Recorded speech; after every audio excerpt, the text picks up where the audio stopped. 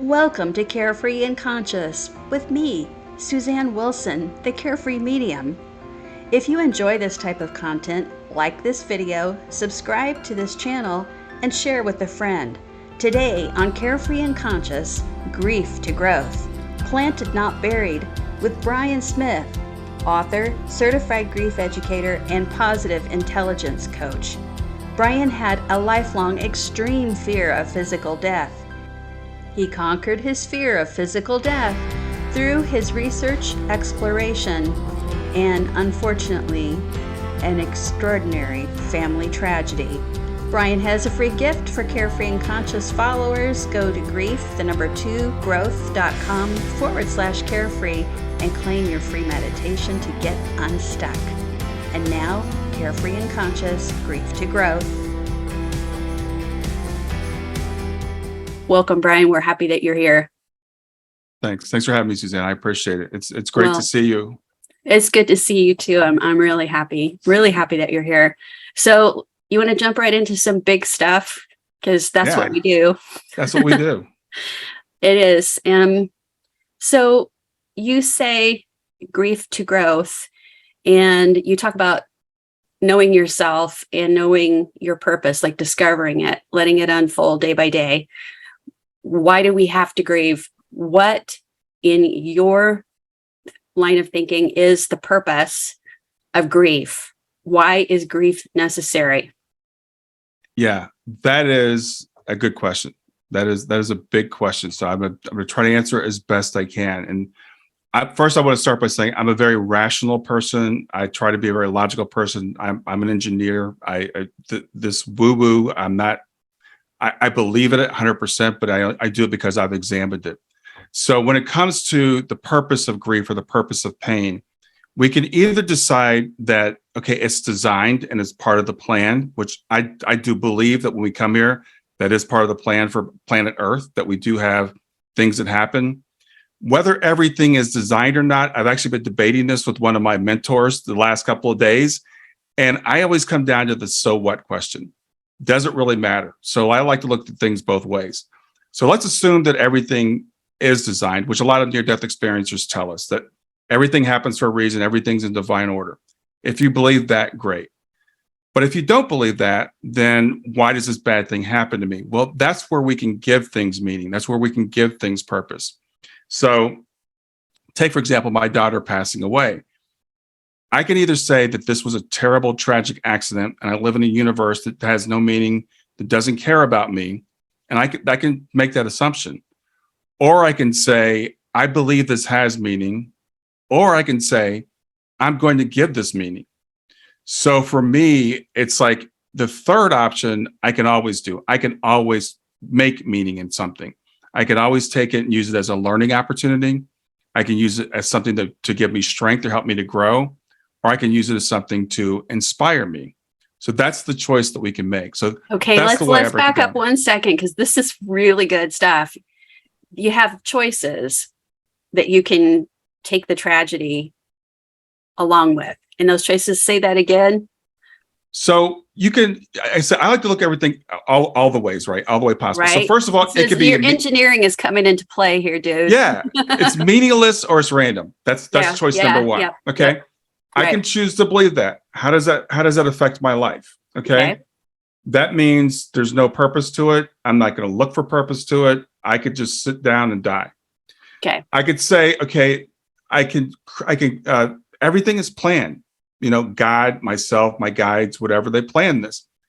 I think that's a wonderful belief that if people have that, but not everybody can get there. So what if it's something in between? What if there's something that it's designed into the system? We're going to have pain, but I can take this pain and I can make something out of it. I can transmute this pain into something else. That is a choice that we can make no matter what we believe. It doesn't matter what our belief system is.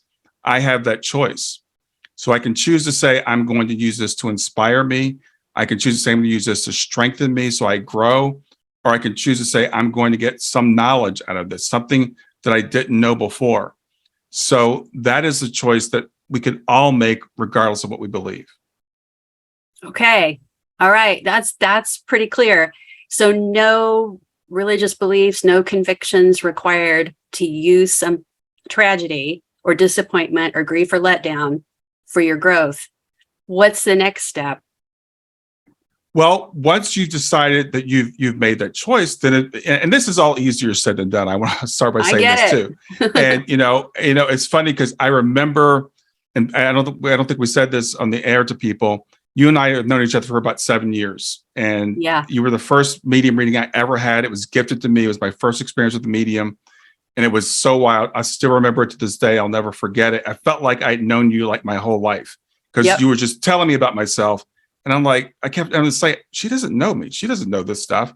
I But you remember that said- was set up blind. I was told, yeah, this guy's real analytical. We got to make this as blind as possible. Like, I'm always blind with it, Yeah, it was awesome. But I remember you saying to me that Shayna's my daughter who passed away. You said, Shayna says that this had to happen.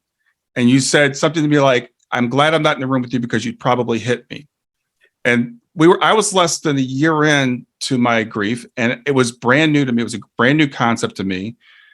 But I've taken that, and like I said, I remember that to this day. So for people that are really early in the grief, this might be a difficult concept. But what I try to tell someone, and I was talking, this is an example I always use. I got fired from a job many years ago. And when I got fired from the job, of course, it was a terrible thing. My daughter was 9 months old. I'm out of a job. And I'm thinking this is a really bad thing. Well, long story short, I ended up taking another job, an opportunity that I was scared to take before because it was a big risk. But because I was fired, I took the risk. I started working for a guy who was an entrepreneur. I learned from him. I started my own business. And that's the reason why I'm sitting here today. If I hadn't been fired from that job, this would have never happened. So the older we get, the more we can look for examples in our own lives that these things can be for good, even though they seem like they're bad. Okay. Well, you've said before that you felt that everything that has happened in your life, all the major points in your life, prepared you for Shayna's transition. How is that possible? And what got you to that conclusion? Because that's the growth. You didn't wake up like that the day after.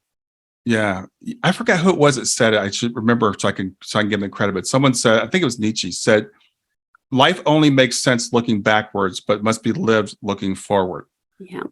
I'm 61 years old now, so I have a lot of history behind me. And I can look back, and I just gave you one real quick example.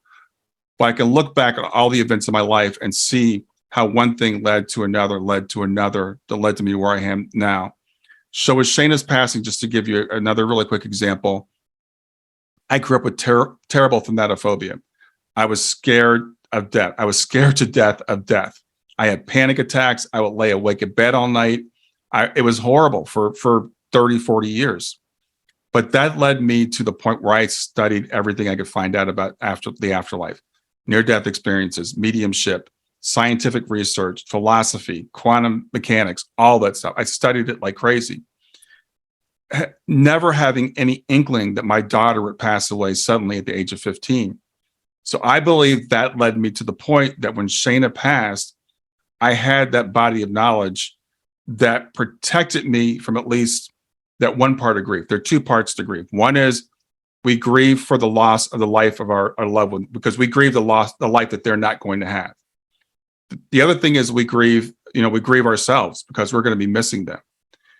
I knew that Shayna was okay. And that reading I had with you verified it. And I've gotten many, many verifications since then. But Shayna coming through so strong, I didn't have that part of the grief. That half of the grief I didn't have to deal with. That's amazing. And we also miss who we were with that person, right? But we're still that person. It's still there. And you've been able to tap into continuing to be Shayna's dad, and you have a child here on Earth too. Mm-hmm. Did the synchronicities and if you can share a couple of those synchronicities and things coming not through a medium but directly from Shayna help you continue that relationship? And at what point did that become like, that's what I accept, that's got to be enough for now? Yeah. Wow. Well, the synchronicities, there's so many. I can give you a couple of really quick ones. The first one happened, Shayna passed in June 24th. It was in August and we were on a trip. It was the three of us, my daughter, Kayla, my wife, Tawana, and myself. It was our first trip without Shayna. It was our first trying to get back to feeling out what our family unit was like now. And so we had gone on a trip and I walk every morning. So I got up for that morning, went for a walk by myself. And I was having a rough day because I'm like, I wake up in the hotel room and there's Kayla in the other bed and Shayna's not there for the first time ever. So I said, Shayna, I really need for you to be here with me today if I'm going to make it through this day, because I have to be here for Tawana and for Kayla. So I said, send me a sign. And I'd asked her before, if you send me dimes, right? You find pennies all over the place, send me dimes. So we're getting in the van to catch the ferry to go across this island we were going to go to. And my wife and Kayla get in the front seat and I bend my head down to get in the back seat. And as I bend my head down underneath the seat, there's a single dime sitting there. And I was like, wow, okay. And I'm an engineer. I'm very analytical. I'm like, it's not a quarter. It's not a dollar bill. It's a dime. And it's just at the time I needed it from her. And since then, there's been all kinds of other synchronicities and signs, cardinals, butterflies, meeting different people, all kinds of stuff. She comes through mediums, professional mediums. She also comes through other people who aren't professionals. They'll just call me up and say, Shayna gave me a message for you. And, she delivers messages that way. So in the past 7 years, there's been a lot of them. That's fantastic. And is there anything that you would advise people to do to be able to just spot the synchronicities or the signs? Like, what do we need to do? What do we need to shift to be able to capture those? Because I feel a strong conviction that everyone gets them from someone on the other side, whether it's a guide, an angel, or a bunch of loved ones. What do we need to do to spot them? Yeah, that's a great question. And you literally wrote the book on that. So I feel like I can't really cover all that in this shorter period of time. But the number one thing is being open to it. The number one thing is keeping your eyes open and looking for it. And if you feel like it's a sign, don't ask somebody, was this a sign? It was a sign. Yes. Accept it. God bless you for saying that. God bless you for saying that. But don't ask the whole world if it was a sign. Did you hear that, folks?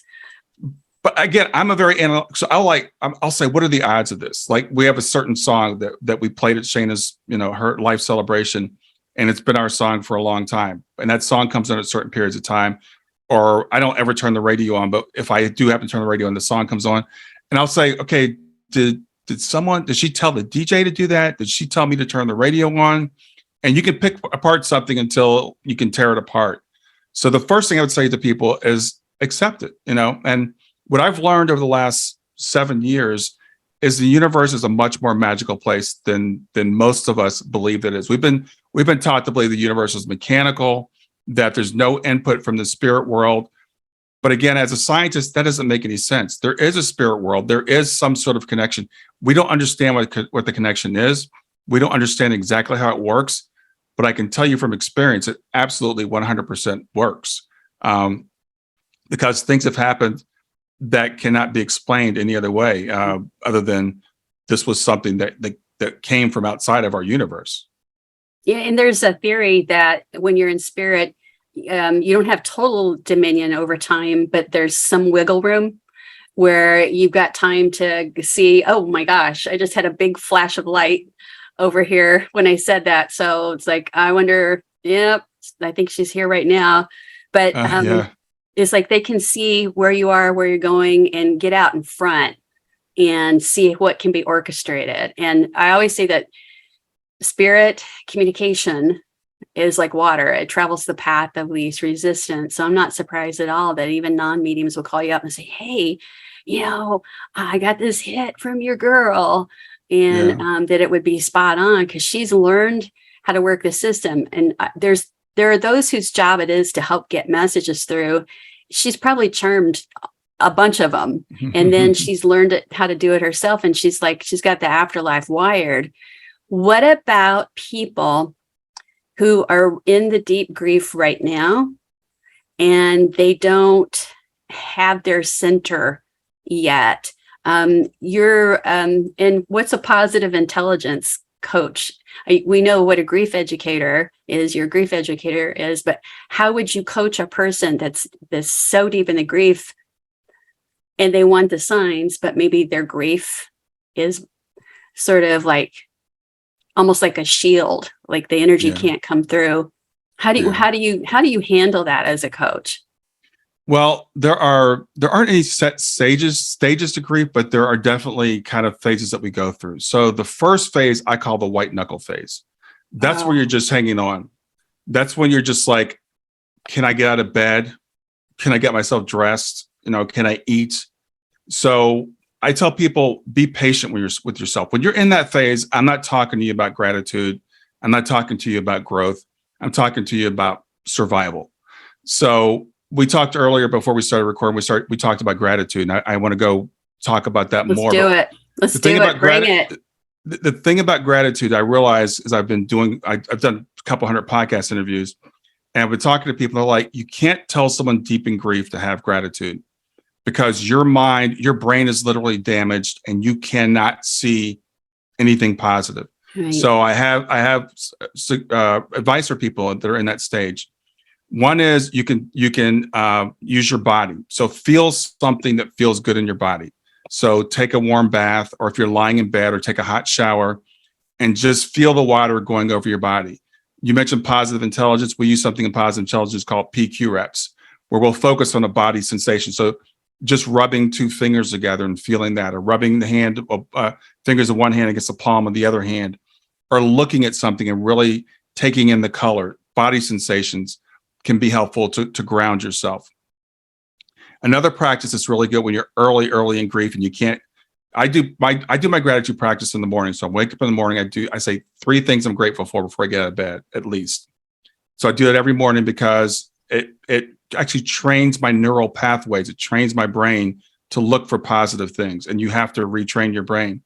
When you're in grief, I say do the opposite. When you go to bed at night, think of 3 things that you accomplished that day. Did you get out of bed? Did you take a shower? Did you have a meal? Did you go grocery shopping? And give yourself credit for those little things. It's baby steps to get to the point where you can start to develop that gratitude practice again.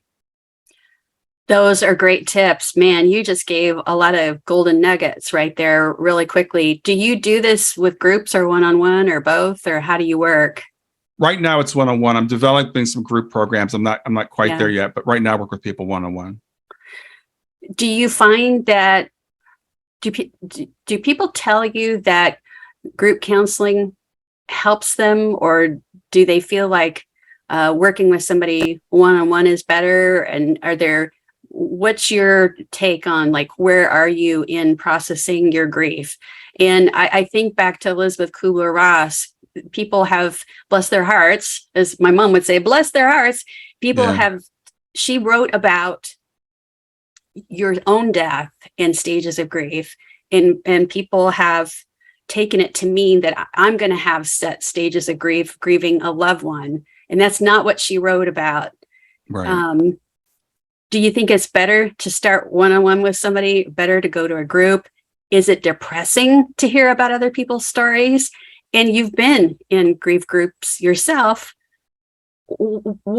How do you know what to do? I talk to a lot of people where I'm just doing the reading. I'm just the medium.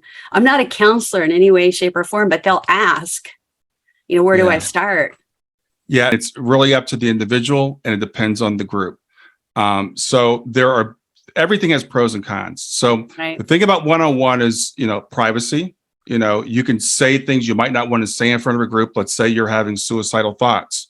Let's say you're feeling guilt about, something that happened with your loved one that you might not want to express in front of a group.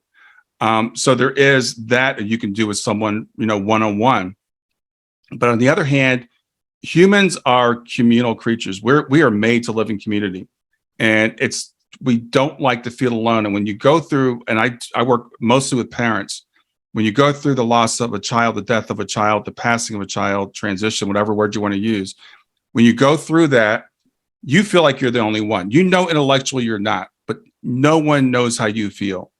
That's why helping parents heal is one of the reasons why it's so healing, because we just did our conference in August, and I get goosebumps and a smile on my face when I even think about it. because I'm sitting in a place with 900 people who have all had the same experience. And you sit down at breakfast with somebody, you sit down at lunch with somebody across the table, and you have an immediate connection. And you go deep, like in 2 minutes. You're talking about my child took their own life. My child died by fentanyl poisoning, something you'd be embarrassed to say in public. And you feel seen, which is a very, very big part of grief. So there's benefits to that as well. So it's whatever benefits you. Now, having said that, there's some grief groups which just people sitting around sad, telling their stories over and over again. And I've been to those. Those are not at all helpful. Those will take you the wrong direction. Yeah. And a lot of before there was helping parents heal, there weren't a lot of places to go and say, I got a sign from my child. It's so cool, where it'd be celebrated. It would be frowned upon. Oh, we don't do that here. So this group has been amazing. I was really fortunate to be in the right place at the right time to be part of the startup all those years ago and see it grow from the first meeting of like 50 people in Cave Creek, Arizona to what is it, like almost 20,000. The online group, I just heard Irene say today, is like 23,000 people. And I think that's just the online group. It's exploded. Great. Yeah. And it's a club nobody wants to join. But if you find the right, the gathering, you can just be yourself. And another beautiful thing about that is there's not a lot of comparative grief where people say, well, my child died at this age and yours died at that age. It's a whole different thing. Mine is worse. Or my child died this way and yours died that way. It's a whole different thing. Mine is worse. And I would hear that because I literally worked with hundreds, if not over 1,000 bereaved parents, mainly as a volunteer for years. And they would say the other places I went, all that stuff was going on. Here, I am safe.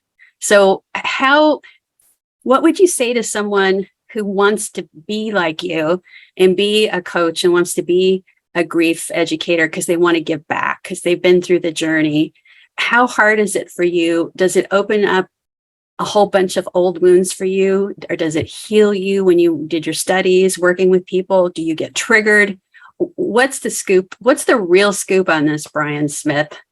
Yeah, well, that's a great question too. I ask a lot of great questions. Yeah, I do not get triggered by it at all. I'm kidding.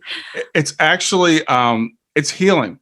Why? I just took David Kessler's grief educator course. So so he talks about the 5 stages of grief, and he clarifies that. So first of all, it does not apply. The death does not apply to the grief. There aren't stages. It doesn't go in order. Yep. But he wrote a book called The 6th Stage, which is meaning. Yeah. I think the 6th stage, if you want to use the term 6th stage, is, once you learn something and you can teach to somebody else, that's the ultimate healing. So for me, it's a healing thing. I love talking to people that are in grief. I love doing this. I love being an example for people, because I remember when I was a year in, I remember talking to you on that reading when I was like 7 months in. I remember when I first started going to Helping Parents Heal and thinking I have no hope, but I could look at Mark Ireland, I could look at Elizabeth Susanne, I could look at like Irene Vuvalides, who was there at the time, and I could see that they were healing, and it gave me hope. And it's like, so now, 7 years later, even though I didn't think I was going to be on the planet at this time, I can help other people. So I love what I do. It's different for everybody, though. We all have different missions, different things in life. And for some people, it's like working at hospice, for example. Some people would say I could never work at hospice. I couldn't be around all that death. It's sad. But people that work at hospice said, no, this is the best thing ever. I love being around people that are making their transition. I love watching this because they've taken a completely different view. And I love being able to, and we talked with also before we started recording, you and I both come from backgrounds of being preachers' kids. And I always, my grandfather was a pastor, and I always thought, man, I love Pop. I admire so much what he does. And there's preachers in my family, but I can't do that. But I've always felt this calling that I have a message to deliver. And I feel like now finally it's like, okay, here's your message. This is a message for you to deliver. And this is your ministry. I mean, It's really, really clear that there's been a setup in your life to get you to this ministry. We had different experiences though, as the preacher's kid. Mhm. I was really, really close to my grandfather, a Presbyterian minister. And when, as a child, I confessed to him, I'm faking sick so I don't have to go to school because my big mouth gets me beat up on the playground because I couldn't hold back. I would see like a light or a spirit person behind another child, even teachers, and I'd have to say something. And so they called me Crazy Susie. And my granddad helped me out with that. He said, look, this is a gift from God. They're gifts of the Spirit. You do want to be careful who you're talking to and what you Yeah. do with it. But he said the most amazing thing to me, I see these things too. And so that was great. And we had long talks. I spent like every weekend with him as a child growing up. And every once in a while he helps from the other side, but he's busy. He's got a ministry there as well. And I'm sure he wants to enjoy life back home. Mhm. But you write and speak about toxic religion. And I know a lot of people watching this right now may feel conflicted. Like, is this okay? I mean, grief counseling is one thing, but to say that you found the dime right when you asked for it to have a departed loved one give a sign that they were there, that crosses the line for some people because of religion. What do you say to people that ask you, how do you reconcile that mindset of this is scary, bad, evil? It's common. Unfortunately, on my YouTube channel, especially when I post near-death experiences or mediums, I get this. People, the Bible says this, the Bible says that. Right. Okay, I have so much to say about this. We could do a whole podcast on it. So I'll try Yeah, to we keep it may have to short. do that. I'll try to keep it short. Right. You know, again, I believe everything we go through for a reason. Because I went through. I studied the Bible inside and out. I've read the entire Bible from Genesis to Revelation. I've read hundreds of books written about the Bible history. Where did it come from? What are the politics that were involved in it? How was the canon formed? Why did they choose this book versus that book? Once you understand all that, you realize there's more than one way to read the Bible. And people come up and say, the Bible has to be read this way. No, it doesn't. For example, they'll say the Bible teaches there's an eternal hell. I would say two things. One is, if it does teach that, it's wrong. Secondly, it doesn't teach that. If you read it properly, the Bible does not teach that. When it comes to mediumship, they pick a few verses and they say it says this, it says that. But Jesus was a medium. Jesus spoke to the dead. Jesus brought through the ghosts of Moses and Elijah, on the Mount of Transfiguration. Jesus raised the dead. It says after Jesus was crucified, he went and he preached in hell. So there's more than one way to interpret that. Religion, it actually comes from the Latin word to bind. And to bind can be a good thing. Binding us together as a community is fantastic. But when religion binds you from being able to use your own mind and listen to your own heart and tells you that your heart is wicked, that's when it's become a cult because someone's trying to control you. And I that's what I bristle against. I'm not at all against religion. I think religion can be a great thing. And I'm glad for your experience. Again, I think my experience for me was to make me dig deeper, to give me a deeper understanding so that when these people come at me to think I don't know anything about the Bible, oh, just read your Bible, Brian. Just read your Bible and you'll see. Right. Yeah. I've read the Bible. Which verse do you want to go to? You definitely know your Bible. And so obviously you know that the Bible preaches slavery, child sacrifice, animal sacrifice, rivers of blood, a jealous and punishing God. So I think that the source wants us to use our thinking minds, our reasoning in our hearts. So I appreciate that perspective. We're going to have a ton of comments from people who disagree, and that's fine. But for those who are really like teetering on the edge of my heart just wants to know this is okay, I hope that they find a kernel of comfort and truth here. Because I got to tell you, the closest I feel to oneness, the unity consciousness and the source is when I am connecting with spirit. Mm-hmm. And if anybody out there wants to feel that, it's through gratitude and kindness. It's like, I am so grateful for what I have, no matter what. I can be kind to someone else. And when you're kind to someone else, it's like you plug into universal consciousness. If you want to increase your intuition, be kind, be compassionate to someone else. And I think that, you get stronger. And I've observed you for a few years now, mostly from afar. But I check on your, what's Brian doing? What's he working on? Who's he interviewing? What's he saying? I feel like you've gotten eminently more intuitive yourself in the last several years from continuing your exploration and curating, your podcasts and all of that. Where do you see yourself in 5 years with the work you're doing? Okay. Before I say, I'd like to say something else about the people that are going to be upset about what I said. Please. I want to emphasize this. What I believed, what I was taught, was torment for me when I was a child.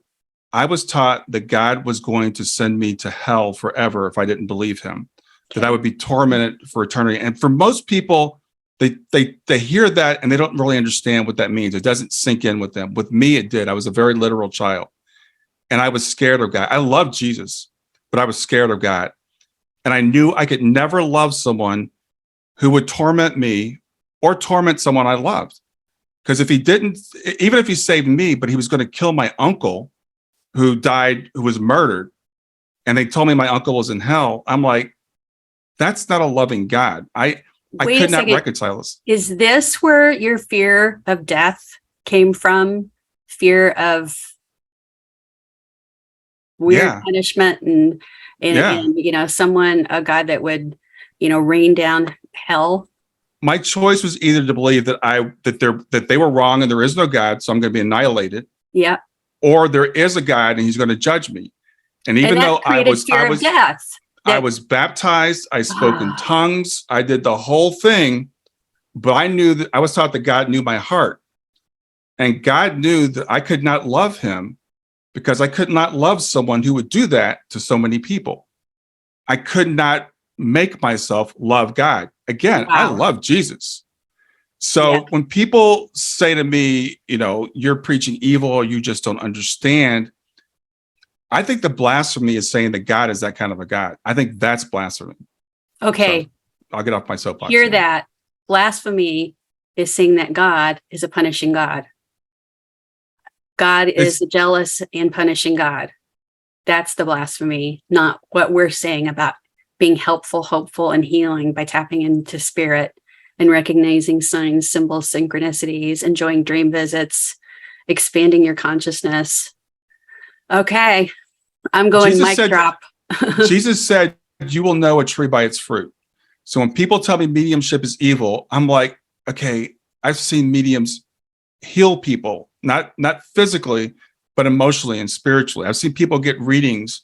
I saw a woman's face just light up at the conference when she got a reading. I mean, I've never seen such joy. And this woman was on crutches and she's dancing. It was like being at a revival. And I'm like, you cannot tell me this is evil. You can't tell me that this is wrong. So I'll stop. Well, let's go to where you're going to be in 5 years. Who knows? But where do you want to take your work? What do you want to do? How do you want to keep touching the world?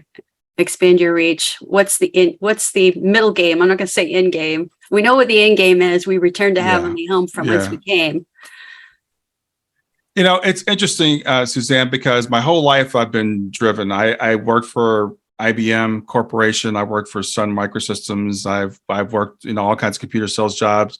I own my own business, which we've been running for the last 20 years. I'm getting ready to shut that down. I'm going to do this regardless of where it leads. So I am a person that I look at the numbers. I'm like, how many views I get on my YouTube video and how many downloads am I getting on my podcast? But the real thing is when people reach out to me and say, I saw your podcast and it really touched me, or I read your book, or I gave your book to somebody else and they really helped them out. I was at a wedding a couple of weeks ago, a guy that I know a little bit, his niece was getting married and his son had been killed tragically last year. And he came up to me and said, I read your book and it really helped. And he gave me a hug. That's cool. I'm not saying I don't care where this goes. I'd like to reach more people, But what I've learned from like studying near-death experiences and talking to people like yourself who are connected with the other side, that's not the way we're, quote, judged by how many people we touch. It's the little things that are really important. Yes. So I try every day just to touch whoever I can. I had a neighbor stop me a couple of weeks ago. Her brother had just passed away the week before. Who is this? Who stopped you? It was a neighbor. I was out. I walked the neighborhood every day, and I walked by her house every day. Mhm. And she stops me and she says, "My brother died last week." And I said, "Okay, I'm really sorry to hear that." And she starts naming off these signs she got from me, or got from him. And she said, "Am I going crazy or is this real?" And I said, "It's real." And as I walked away from her and I explained to her the way this works, and I was explaining her scientifically why we can, and I got this from Mark Anthony, why we see spirits sometimes out of the side of our eye instead of the front of our eye. And I walked away and I thought, that was good. I did a good thing there. Yeah, it's awesome. That's what it is. And, so that's what I live hear for. That. We hear that from the other side, that it's not about how much money you donate. Although, if you got a lot of money, write that check, write a donation to Helping Parents Heal right now. But it's not about that. It's about the cumulative effect of everything you did from kindness and gratitude as a motivation. And, there's like a welcome home party when you get there. We hear that.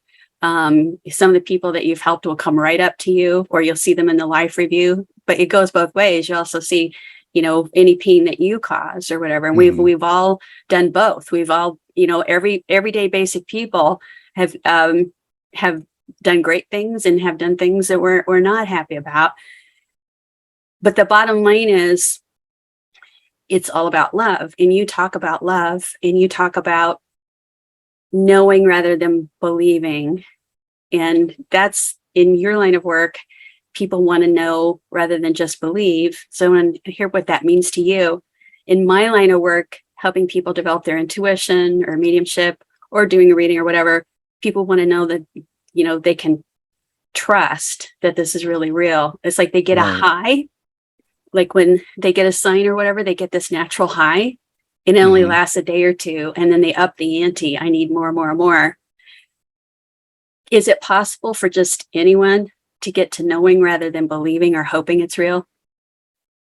It is, but you're kind of, in our society, you're swimming against the tide, because we live in a very materialistic society that's always going to be sending you the other way and telling you that it's wishful thinking and telling you that this is impossible. And so for me, I always tell people, and this again, it goes back to the Bible, you have to renew your mind. So for me, I tell people, I study this every day. I mean, literally, I'm listening to a podcast, I'm listening to somebody's talk, I'm reading a book, whatever. I'm studying it every day because I want to make it a part of my life. I want to know. For people that can, like, again, take the religion, for example, on faith, and believe, like, oh, just because the Bible tells me this or my preacher tells me this, that's great. More power to you. But Thomas went to Jesus and said, "Is it really you?" And Jesus said, "Put your hand in my side, feel my scars on my hand." And we, as a lot of times we're taught in Sunday school, Thomas was a bad person. Thomas wasn't a bad person. Jesus said, "See and believe," which is interesting. He didn't say just believe. He said, "See and believe." So we have an enormous amount of evidence out there. And when I give my presentations, I'm like, I'm presenting you with evidence. I'm not telling you just to believe what I'm saying. I'm saying scientifically, philosophically, every religion tells us the same thing. People that have near-death studies or near-death experiences tell us the same thing. Medium tells it. There's like at least 5 different pillars you can build this on. It's an extremely strong foundation. So yeah, anybody can get to that point. It's a matter of practice. It's a matter of again, studying it. I have a friend. She's a total atheist and materialistic person, professional debunker. She said, "Tell me the best medium you know." So I'm gonna go prove this mediumship thing is not real once and for all. My husband passed away. I said, okay. I gave her my friend's name, and she said she booked it under a different name. She used a different credit card. And my friend just blew her away. Just blew her away. And she comes back. She goes, "Brian, this is real." And I said, okay. And I started giving her evidence. So I said, Julie Beishel's done studies on mediums. Gary Schwartz has done study on mediums. Read Ken Ring's books, read Raymond Moody's books. They're veridical NDEs. Go to NDERF and read all the veridical NDEs with people. And she came back, she goes, I didn't know else was out there. Why didn't I know this? And I said, because you're not looking, because no one's told you. So I tell people, and this is one of the reasons I do Grief to Growth, is because I want people to have hope, but not just because you're believing me. I bring on people that they've been there. They've done that. They've got evidence. It's like I died and I saw what my sister was wearing, and I was in Kentucky and she was in Kansas. Yeah. And now we have the Robert Bigelow essays, the award-winning essays. I'll link that down below too, but there's so much evidence. The conversation has shifted from is there an afterlife to what is the afterlife like? Right. Yeah. That's a huge shift that we've seen in our lifetime. I want to get to some questions. Okay, so here's a question for you from one of our Carefree Souls community members, and it is, what is the difference between a sign and a synchronicity? I think that's a pretty good question because a lot of people don't know what synchronicity means. It comes from Dr. Carl Jung. What do you say to that? I wish I could remember his definition, but a synchronicity is a sign. There are different types of signs. Okay. Synchronicity has to do with timing. So if it's two events that are completely unrelated, that are seemingly causally unrelated, yes, causally unrelated, that have significance to you. So I give you an example of a sign. Shana, one day I have a podcast, and on my phone, every cover of my podcast was changed to a picture of Shana, the same picture of Shana. Mm-hmm. And I was freaking out because I thought, what happened to my podcast? And I'm looking at my phone. Oh. So I go to my computer, and it's fine on my computer. So it was fine on the internet. It only happened on my phone.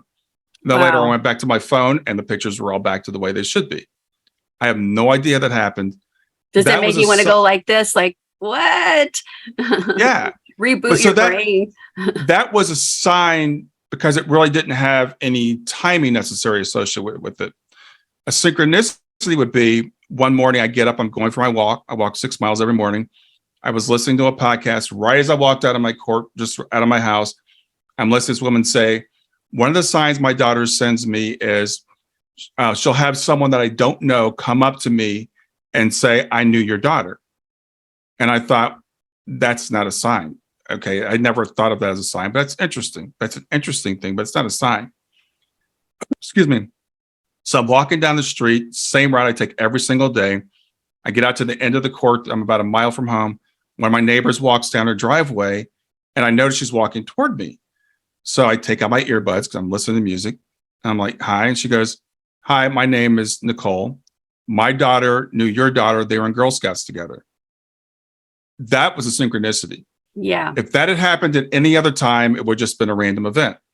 But because it happened the day I listened to that podcast, and because I was like, that's not really a sign. And again, that's like, okay, did Shana put the thought in my head to listen to that podcast? And did she put the thought in my neighbor's head to walk out of the driveway that particular day? I'll never know the answer to that, but I know that was a synchronicity. Yeah, something's going on behind the scenes, and it's sent by love, with love, and through love, and you receive it. I think sometimes if people aren't open to receive, that their spirit loved ones are kind of like, stand down, not now, save the energy, wait, okay, counting down. And it's like they get so excited because they'll come through in a session and tell the sitter, I'm really proud of myself, and I'm really proud of you that you really got that. And another synchronicity example, I know a couple that their son, his name is very unusual. And I can't even think of what the name is right now, but it's not a name you typically hear. And they invited their son and spirit, come to Vegas with us. We're flying out to Vegas. We're going to go see a show or whatever. And it's like they kept running into people that were working in the casino with that name tag with this very unusual name. Mm-hmm. And it was just like it continued all weekend long. Then they got in a taxi to go to the airport, and a guy turned around and said, hi, I'm so-and-so. And they're like, it just continued. But then as soon as they flew home, the plane landed, that was done. So it was like I went on the whole trip. So there's many, many types of signs, and we get hung up on languaging sometimes, like sign, synchronicity, symbol, whatever. I think a really great idea that I try to pass along is just keep a notebook, keep a journal of, the date, what happened. And then you'll look back and you'll see patterns and trends and how the communication comes through. And then you've got a keepsake. So then when you've got this really down day, you can go pick up that book, and it'll bring a smile to your face to look through at all the things that have happened to you. And so my next question, and I think I'm going to close with this, is what's the next book going to be? Wow. I don't know if I'm going to do a memoir next, or, it's interesting because the week I would say the day after, but it was actually a week after Shana passed. It was a day of her service. I got a nudge to start a journal. So I've been journaling my grief pretty much since the day she passed. And at first it was every day, and it's on my blog. It's all public. So I'm thinking about turning that into some sort of a collection, so people can kind of see the path that I've taken. Yeah. Why do you count the days? What's the significance of the days since her passing? Yeah. Because when Shana first passed, I did not want to be here. So I was counting the days till I saw her again. And one of the things I would do when I would walk, I do a walking meditation. I would pretend every step was another day. And I would tell myself, I'm trying to make it another day. And that was like a connection that would make in my mind. And the other thing is, I wanted to just kind of count the sequence. So when I look back, and I just went through my blog a few days ago, and I read some of the early days, day 300, day 400. And I remember what I felt like then and what I feel like now. We can't see progress moving forward a lot of times. We can only see it looking back. And I wanted to be able to journal that. So it's going to be that, maybe. I'm not really sure. I've got so much I'm working on right now, trying to get some things developed, courses and stuff like that. And it's hard too, because when you research every day, like you and I do every day, you get pulled in different directions. Like I took a whole year off of individual mediumship readings. I needed a break, and I'm back, which is great. But we get pulled in so many directions. I think, Brian, there's a lot of great things still coming from you that you haven't even foreseen yet. So I'm going to give you that prediction. And I've asked my last question, but we've got a question from a Carefree soul here. Joy wants to ask a question, so I'm going to see if I can bring her on. Hi, Joy. What would you like to ask Brian? Hi, thanks for bringing me on. I really identify a lot of what you've been saying, Brian. Seems that our histories are pretty similar. I suffered the loss of my husband 12 years ago, and a few years ago I wrote a book about it. It was a memoir, and I talked about our life together. But toward the end of it, I wrote about the after death communication. In fact, Susanne was kind enough to write the foreword to the book for me. But my question is, at this point in my grief journey, I definitely feel like I want to pass it forward.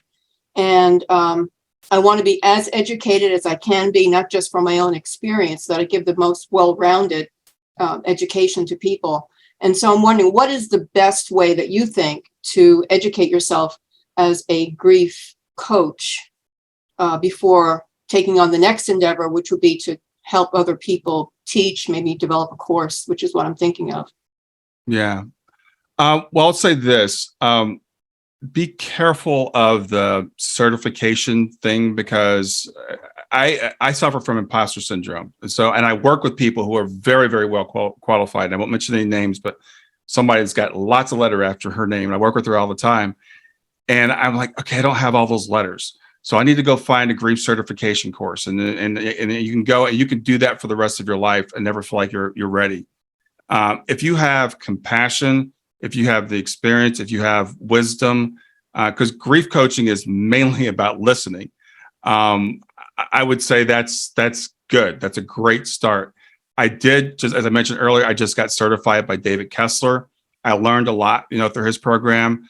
I've learned a lot. I did some part-time teaching at the San Francisco Theological Society. I've worked with Terry Daniel a lot. So just practical experience. I do recommend David's course. I know they're getting ready, and this is not a plug. I don't get anything from this, but he's getting ready to start up a certification course, I think in a couple of weeks. It's a great program. So if you feel like you need something, that's a good one.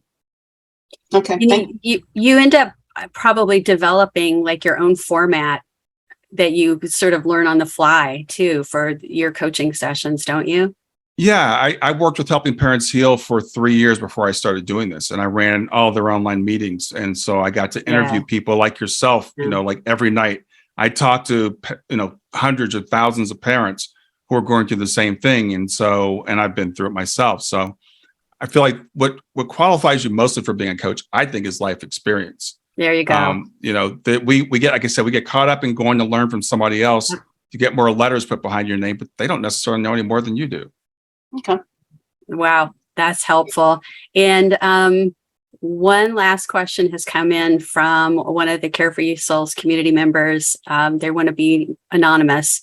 Mm-hmm. Signs in mediumship helps with the piece of grief that you miss a child, but what can help with the grieving piece of their life that was never lived? Yeah, that is a great question to end on, and I'm glad you asked. You asked the question. All right, so when I had my reading with Susanne 7 years ago, Shayna was about a month away from getting her temporary driver's license. In Ohio, it's 15 and a half. She was just a few weeks away from getting that. She was so looking forward to driving. She was only a sophomore. She was a freshman, getting ready to go a sophomore in high school. So, I knew she wasn't going to go to prom or anything.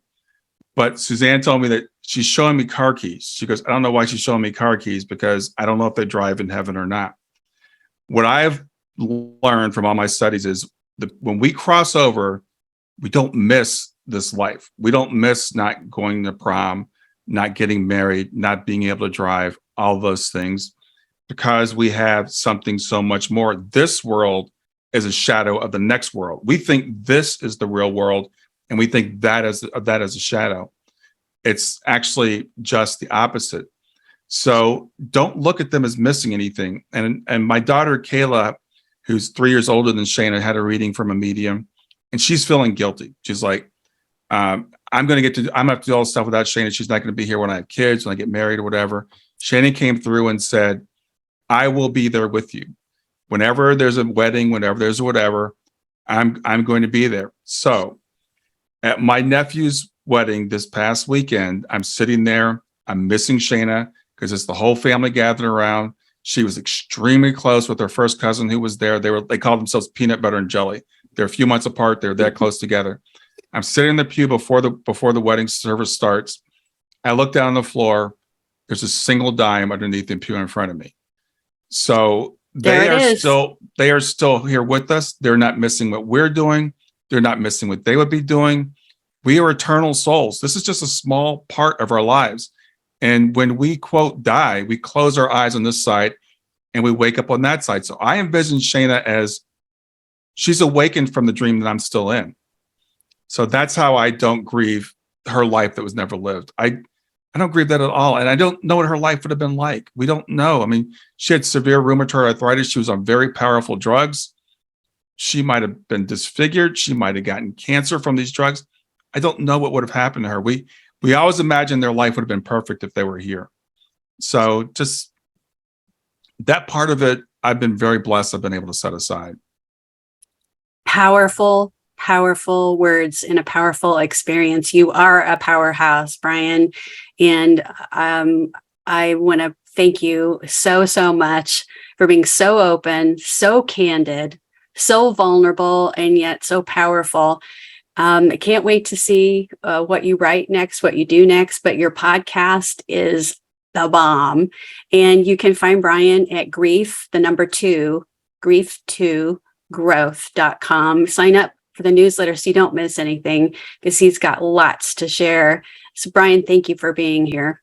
Just one thing, go to grief2growth.com/carefree, and I have a gift for you there. Yeah, you got to get the free gift. You got Yeah. to get, I'm going to go do that next. And then I'll probably be so jazzed up, I'll run around the block 10 times. No, I'm just kidding. But yeah, we all feel stuck, and we're going to get unstuck with that grief2growth.com/carefree. Yeah. Carefree, right? Carefree. Yeah. Got it. Thank All you, right. Brian. Thanks so much, Susanne.